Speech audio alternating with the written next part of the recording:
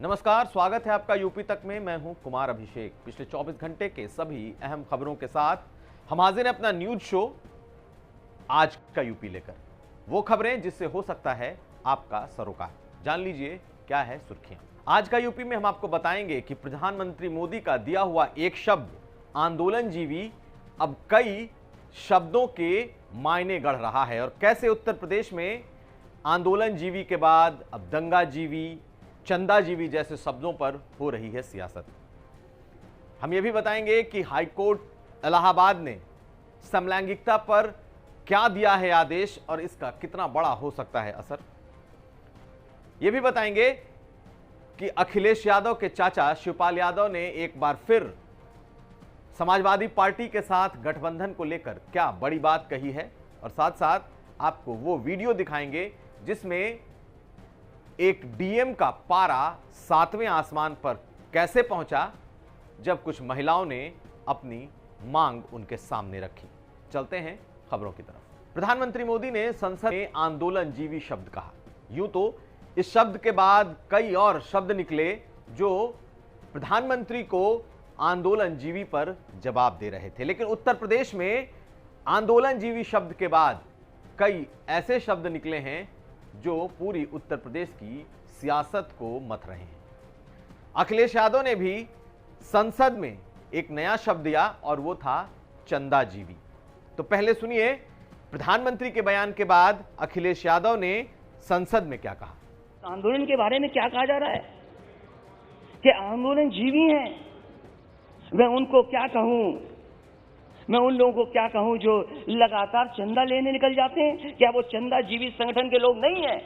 अगर वो हो सकते हैं जिनको आप आंदोलन जीवी बोल रहे हैं तो आप भी तो चंदा लेने के लिए निकल पड़ते हैं। जब कहीं तब निकल जाते हैं आप। क्या आप चंदा जीवी नहीं है? अखिलेश यादव ने संसद में चंदाजीवी शब्द का जैसे ही इस्तेमाल किया तो सबसे ज्यादा साधु संत भड़क गए। अलग अलग साधु संतों ने अखिलेश यादव के खिलाफ अपनी भड़ास निकाली। अयोध्या के संतों ने कई बातें अखिलेश यादव के बारे में भी कही, लेकिन बीजेपी ने अपनी तरफ से जवाब दिया। बीजेपी ने अखिलेश यादव के चंदाजीवी शब्द के जवाब में दंगाजीवी शब्द का इस्तेमाल किया और यह इस्तेमाल योगी सरकार के मंत्री मोहसिन रजा ने किया। सुनिए क्या था उनका जवाब। ये दंगाजीवी लोग हैं, हमेशा से इनको देश में दंगाजीवी के नाम से ही जाना जाता है और अगर पूर्व में जाएं तो इन्होंने प्रभु श्री राम के कारसेवकों पर जब गोली चली थी उसमें भी आप अगर देखें उठाकर तो यही लोग थे। अगर इनको आस्था होती प्रभु श्री राम में तो आज उनके भक्तों पर इस तरह से जो समर्पण राशि दे रहे हैं एक भव्य राम मंदिर के लिए, उसमें अपनी आस्था से कुछ योगदान दे रहे हैं और सदन में इस तरह से बात उठाकर यह दर्शाना कि हम तो अभी भी उनके खिलाफ हैं, यही साबित करता है इनके इस बयान से कि चंदाजीवी कहा इन्होंने और अपमानित करने का काम किया है करोड़ों करोड़ हिंदुओं को देश के। ये इसके लिए माफी भी मांगना चाहिए और वो तो खैर उनकी पार्टी का चरित्र ही है कि प्रभु श्री राम के खिलाफ तो हमेशा से हो रहे हैं। आज भी इस बात ने साबित कर दिया कि उन्हें नहीं भी बर्दाश्त हो रहा है कि भव्य राम मंदिर कैसे बनने जा रहा है अयोध्या में। लेकिन अखिलेश यादव के इस शब्द को समझाने के लिए समाजवादी पार्टी के प्रवक्ता सामने आए और उन्होंने ये फर्क समझाया कि चंदा और दान का फर्क क्या है और अगर अखिलेश यादव ने चंदाजीवी शब्द का इस्तेमाल किया है तो वो किसके लिए किया है, यानी कि साधु संतों के लिए नहीं बल्कि बीजेपी के लिए। सुन लीजिए अनुराग भदौरिया ने क्या कहा। भारतीय जनता पार्टी को जाति धर्म से ऊपर उठ के समाज के विकास की राजनीति करनी चाहिए जैसे समाजवादी लोग करते हैं। चंदे में और दान में फर्क समझना चाहिए। प्रभु राम की मंदिर बनने के लिए हम सब लोग दान दे रहे हैं, चंदा नहीं। चंदा का मतलब क्या होता है ये पूरा हिंदुस्तान आजकल जान रहा है। तो प्रधानमंत्री के एक शब्द आंदोलनजीवी से कई शब्द निकले हैं और इन शब्दों पर अब पूरी सियासत हो रही है। अब देखना है कि आंदोलनजीवी के बाद निकले इस चंदाजीवी और फिर दंगाजीवी के बाद कौन नया जीवी शब्द आता है।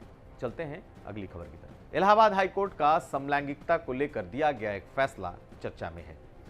बुलंदशहर के एक होमगार्ड के सिपाही के मामले में इलाहाबाद हाईकोर्ट ने एक फैसला दिया है और कहा है कि समलैंगिक होने की वजह से उसको नौकरी से निकाला जाना गलत है। और बुलंदशहर के होमगार्ड के कमांडेंट को यह आदेश दिया है कि उसकी नौकरी बहाल की जाए। यानी कि होमगार्ड के जिस सिपाही को समलैंगिक होने के आरोप की वजह से नौकरी से निकाला गया था, हाईकोर्ट ने उसे बहाल करने के निर्देश जारी किए हैं।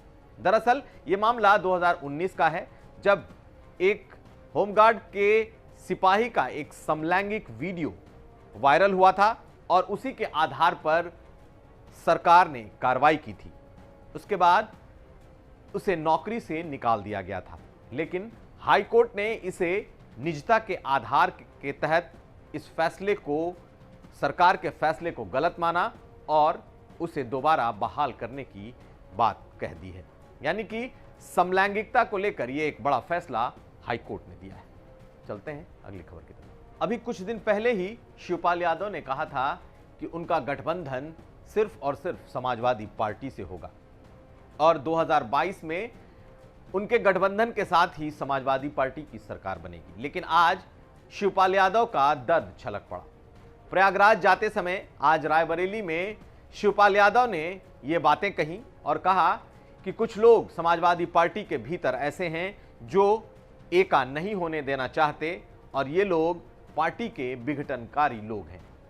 उन्होंने सीधे सीधे गेंद अब अखिलेश यादव के पाले में डाली है और कहा है कि अगर समाजवादी पार्टी में कुछ अच्छा होना है या फिर अगर समाजवादी पार्टी से गठबंधन होना है तो इस मामले में अब अखिलेश यादव को ही पहल करनी पड़ेगी। यानी कि समाजवादी पार्टी और खासकर अखिलेश यादव और शिवपाल यादव का फ्लिप फ्लॉप का जो ये खेल है सियासी रूप से जारी है। चलते हैं अगली खबर की तरफ। और अब ये वायरल वीडियो देखिए। इस वायरल वीडियो में लखीमपुर के डीएम का पारा 7वें आसमान पर चढ़ गया। ये पारा 7वें आसमान पर क्यों चढ़ा ये हम आपको बताएंगे, लेकिन पहले आप इस वीडियो को देखिए और सुनिए। बदमाश कहीं के नेतागिरी करेगा तू? हम सब लोगों को पैसा दे रहे हैं। चुप और उसको बात करने दो। सुबह अपनी बात करना। नेतागिरी करेगा वो? सब नेता नहीं कहते हम करते। तुम चुप रहो, अपनी बात करना। सबका सहयोग करते हैं। नहीं करेगा। क्यों? हमको कोई रास्ता तो बताएगा। आप अपनी बात कहेंगे, आप उनकी बात नहीं कहेंगी। आप अपनी बात कहिए। हाँ तो हम कहते हैं हमको क्या समस्या, आप समस्या बताइए। इस वीडियो में डांटते नजर आ रहे शख्स लखीमपुर खीरी के डीएम शैलेंद्र सिंह हैं। दरअसल आशा वर्कर्स आज अपनी कुछ बुनियादी बातों के साथ डीएम कार्यालय पहुंची थी। धौरहरा इलाके में इनका आरोप था कि जो स्वास्थ्य केंद्र है वहां इनसे पैसे वसूले जा रहे हैं और इसी की शिकायत लेकर वो अपने परिवारों के साथ डीएम के कार्यालय पहुंची थी, जहां पर कुछ नारेबाजी होने लगी। लेकिन डीएम ने जैसे ही वो नारे सुने उनका पारा 7वें आसमान पर चढ़ गया। पहले उन्होंने खूब जमकर फटकारा, लेकिन बाद में फिर उन्हें इन आशा वर्कर्स की बातें सुननी पड़ी। तो ये था आज का यूपी। पिछले 24 घंटे के सभी अहम खबरों को समेटे ये था हमारा स्पेशल न्यूज बुलेटिन आज का यूपी। हम फिर हाजिर होंगे, तब तक आप देखते रहिए यूपी तक।